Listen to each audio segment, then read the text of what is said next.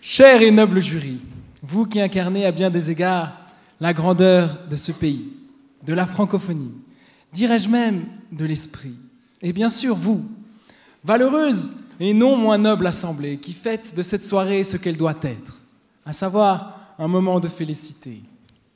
Permettez au modeste personnage que je suis de venir ici pour tenter de vous délivrer un message dont bien trop de puissants ont fait fi.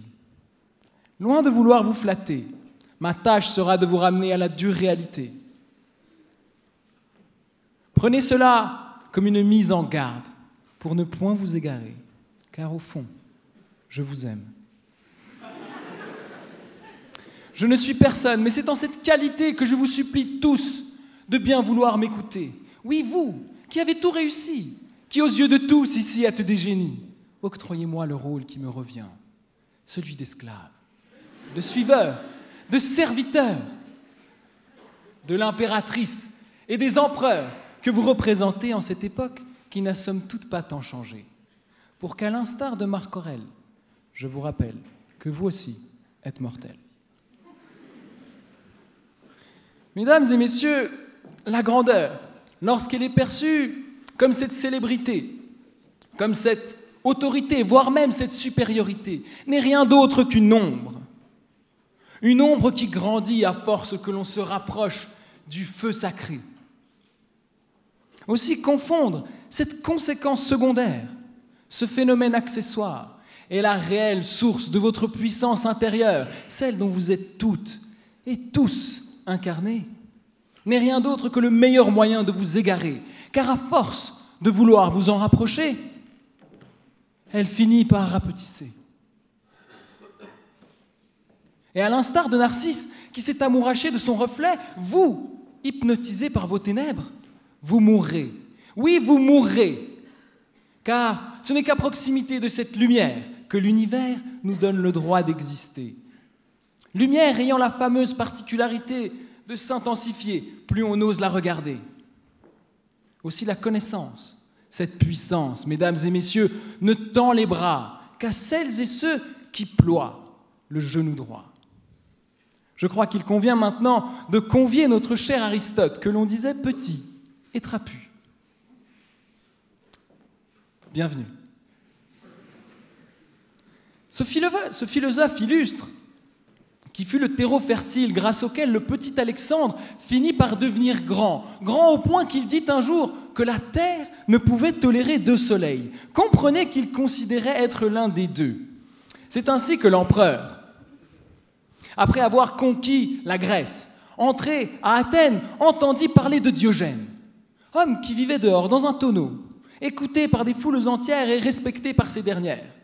C'est ainsi que le roi des cyniques, qui prenait un retour à des règles naturelles, à une sobriété sans pareille, s'est vu recevoir la visite du roi Soleil.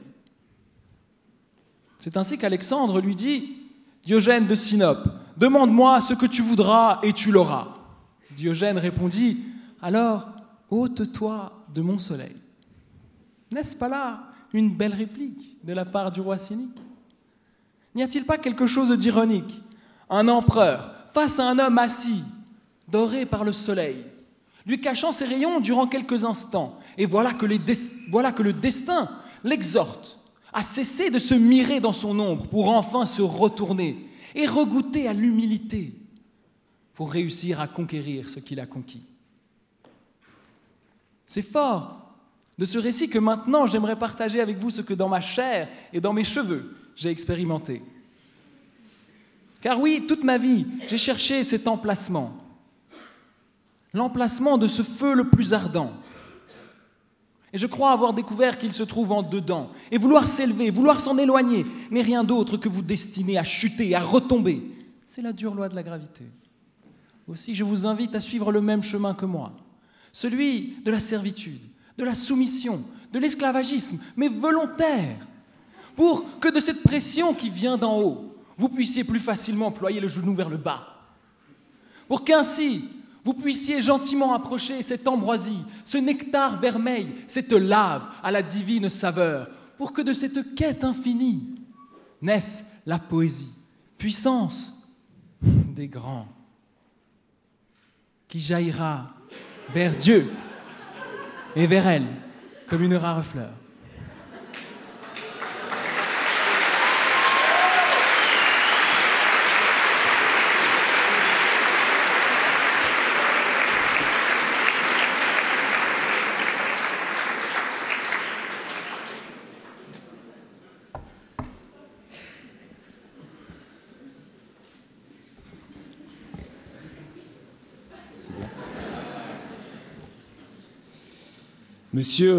Monsieur Vajzovic, j'observe tout d'abord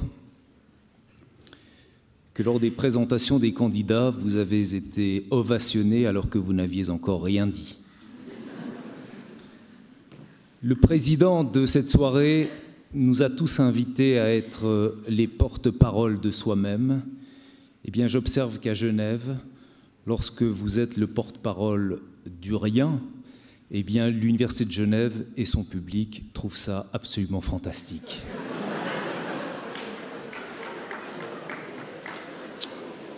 Chez vous, monsieur Vajzovic, le silence est une forme de gloire annonciatrice. Ce qui m'a frappé également dans la présentation faite par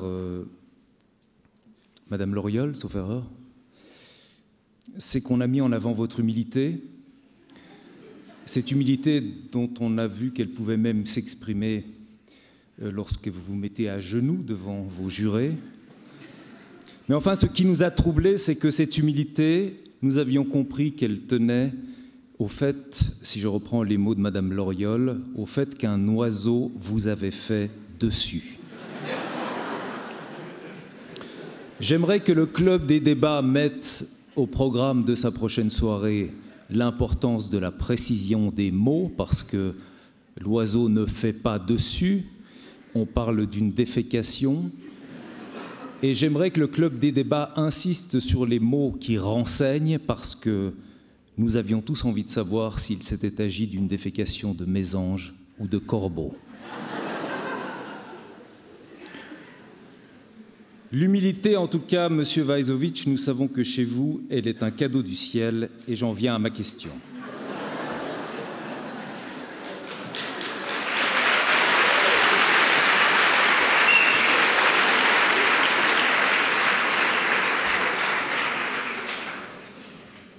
Vous avez parlé de la grandeur comme du nombre. Le délire de grandeur de l'avocat est-il une ombre ou une réalité ? Avant tout, cher monsieur le bâtonnier Monja, à bien des égards, vous me faites penser à cet empereur dans sa jeunesse lorsque je l'ai décrit. Aussi, il convient de rappeler que c'est à travers, je pense, des petits gestes du quotidien que l'on finit par se rappeler qu'il est des choses importantes qu'il ne faut pas oublier. Et cette fiente d'oiseau qui m'est tombée dessus, je dois vous dire que je m'en souviens encore. Et j'espère que je ne l'oublierai jamais. Je vous invite, d'ailleurs, à vous faire déféquer dessus aussi.